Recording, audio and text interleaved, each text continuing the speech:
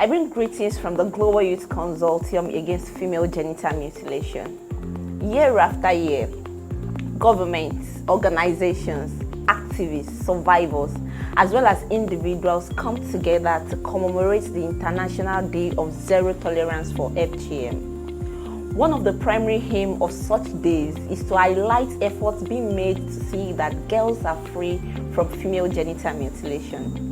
The joint program has every year called for partnership with different groups towards achieving a world free of FGM. This ranges from survivors of FGM to women and girls to young people to communities to donors to institutions. For this year, men and boys whose decision-making role can accelerate the elimination of FGM have been identified for strengthening partnership. An estimate of 200 million women and girls have already undergone female genital mutilation, and another estimate of 4.3 million women and girls are at risk of undergoing FGM, as recently estimated by the United Nations Population Fund. Hence, amidst this commemoration, let us reflect on the fact that as we speak, a girl is at risk of undergoing FGM.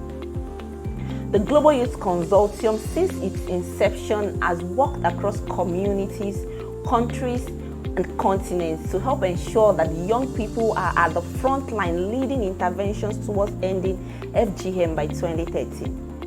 From Burkina Faso to Indonesia to Egypt to Kenya, from Cameroon to Canada, from the United States to Uganda to Senegal to Turkey, and from Yemen to Ethiopia, all around the world, young people are working assiduously at the front line, leading interventions, organizing intergenerational dialogues, girls empowerment, survival service provision. They are also using their personal shelters as safe spaces for survivors of FGM. Young people are rendering free legal services to FGM survivors. They are designing tech-based solutions like animations, tracking girls at risk of FGM with attendance application. They're using arts to advocate against FGM. They are leading high-level conversations. They are drafting and reviewing policies and using media as a tool to hold the government accountable to ending female genital mutilation.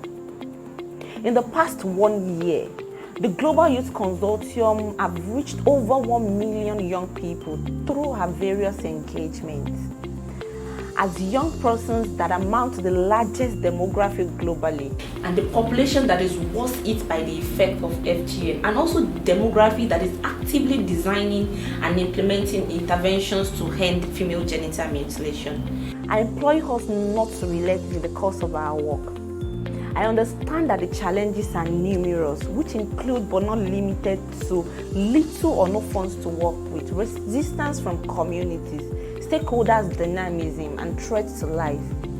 This should rather be a motivation towards ensuring that we remain the generation that ends female genital mutilation. This year's commemoration reminds us that we are 7 years away from meeting the global target of eliminating FGM by 2030. This is a clarion call that all hands must be on deck. We must embrace intergenerational collaboration while recognizing young people's leadership in the fight against FGM. We must meaningfully fund youth-led innovations and interventions aimed at eliminating FGM. More importantly, we must intentionally work with men and boys to achieve this. Thank you and have a great commemoration.